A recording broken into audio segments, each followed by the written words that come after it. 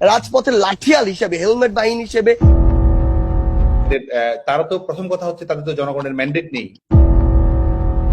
আমরা যেটি মনে করি সেটা হচ্ছে যে এটি সুস্পষ্ট ভাবে এই হত্যাকাণ্ডগুলোর সঙ্গে যারা সম্পৃক্ত রয়েছে তারাই আজকে ক্ষমতাসীন রয়েছে। সেই দায়টি আড়াল করার জন্য তারা বাংলাদেশ ছাত্রলীগের পর এই নিষেধাজ্ঞা প্রয়োগ করেছে বলে মনে করি।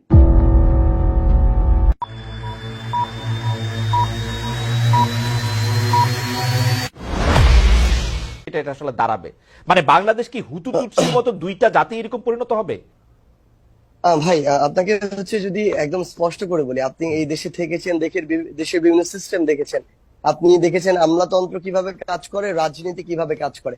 মানে প্রথম কথা হচ্ছে আপনিও না, এটি আমার জায়গা থেকে আমি কখনোই সমর্থন করি না, যদি না তার বিরুদ্ধে কোন এরকম ফৌজদারি মামলা কিংবা অন্যায় অপরাধ এসবের কোনো তদন্ত সাপেক্ষে অভিযোগ এবং প্রমাণ থাকে। একইভাবে আমি আমার জায়গা থেকে মনে করি যে এই ছাত্রলীগ নিষিদ্ধ হওয়ার পূর্বের যে সময়টি ছিল, এই সময় বিগত 16 বছরে যারা ছাত্রলীগের বিভিন্ন জায়গায় কর্মী ছিল কিংবা পোস্টেড ছিল, তাদের মধ্যে কেউ যদি কোনো জায়গায় ক্ষমতার অপব্যবহার করে, অন্যায় করে, বিভিন্ন দলের কারো উপরে অত্যাচার করে, কিংবা তাদের জায়গা থেকে এই যে বিভিন্ন রকম অপশাসন দুঃশাসনের সরাসরি মাঠ পর্যায়ে সহযোগী হয়, কিংবা ওই যে রাজপথের লাঠিয়াল হিসেবে, হেলমেট বাহিনী হিসেবে ব্যবহার না হয়, যাদের এই ক্লিন ইমেজটি রয়েছে, এই অভিযোগগুলো যাদের বিরুদ্ধে নেই, তারা যদি তাদের মেধার ভিত্তিতে আসলে ওই বিভিন্ন পরীক্ষাগুলো উত্তীর্ণ হয়ে এসআই হোক কিংবা সিভিল সার্ভিস হোক কোন একটি জায়গায় যায়, তাদের ওই নিয়োগটি থাকা উচিত। তবে একটি জিনিস স্পষ্ট করে এখানে আপনাকে, এটি খুবই গুরুত্বপূর্ণ, আমি যখন আমার জায়গা থেকে দেখলাম 252 জন এসআই কে একটি নির্দিষ্ট অভিযোগের ভিত্তিতে তাদেরকে সেখান থেকে সারদা থেকে প্রত্যাহার করা হলো, তখন আমি পুলিশের একটি নির্দিষ্ট, আমরা আমাদের জায়গা থেকে কর্তৃপক্ষের সাথে কথা বলার চেষ্টা করেছি, আসলে কি সবার বিরুদ্ধে এই পলিটিক্যাল অভিযোগটি রয়েছে কিনা।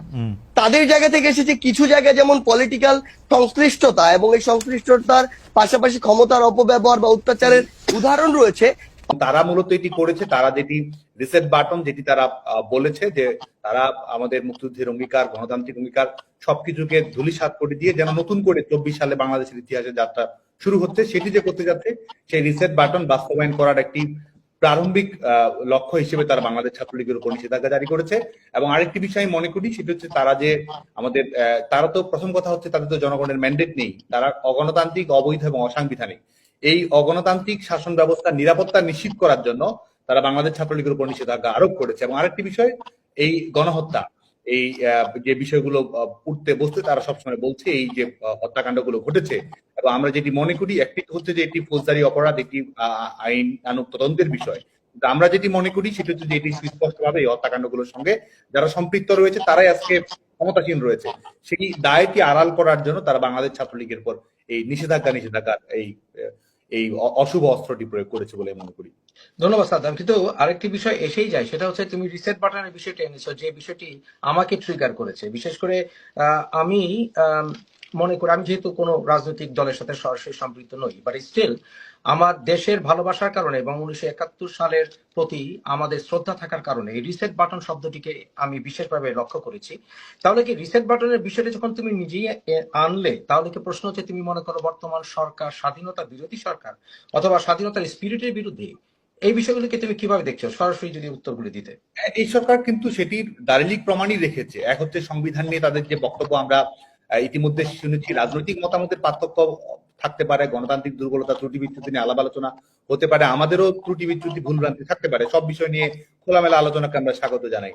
কিন্তু তারা আজকে যে বিষয়টিকে সামনে রেখে এই রিসেট বাটনের কথা নিয়ে এসেছে এবং তাদের কাজে কর্মে যদি আমরা সেটির প্রতিকায়ন আমরা দেখতে পাই, মুক্তিযুদ্ধের অঙ্গীকার, মুক্তিযোদ্ধাদের প্রতি বাংলাদেশের জনগণের যে সম্মাননা রয়েছে সেটিকে ধূলিসাৎ করা এবং 71 সালকে প্রতিস্থাপিত করার একটি প্রচেষ্টা, এবং আমাদের 71 সালের ব্যাপারে বাংলাদেশের জনগণের যে দৃষ্টিভঙ্গি, সেই দৃষ্টিভঙ্গিকে বদলে দেওয়ার একটি অপচেষ্টা আমরা দেখতে পাচ্ছি। গোটা বাংলাদেশের মানুষের সম্মিলিত যে লক্ষ্যগুলো ছিল, সেটি গণতন্ত্র হোক, সেটি শোষণ মুক্তি হোক, সেটি এক ধরনের ইনক্লুসিভ অন্তর্ভুক্তিমূলক সমাজ ব্যবস্থা প্রতিষ্ঠা হোক, সবকিছুকে আজকে ধূলিসাৎ করার যে প্রয়াস আমরা দেখতে পাচ্ছি। তো সুস্পষ্ট ভাবেই তারা আসলে এটিতেই তারা বিশ্বাস করে এবং আমাদের স্বাধীনতার অঙ্গীকারে তারা বিশ্বাস করে না বলে আমি মনে করি। আরেকটি বিষয় হচ্ছে যে একটি কথা প্রায়শই এসে যায় এবং এটা খুব আলোচিত সবসময় হয়ে আসছে, বিশেষ করে এই জুলাই আগস্ট সময়।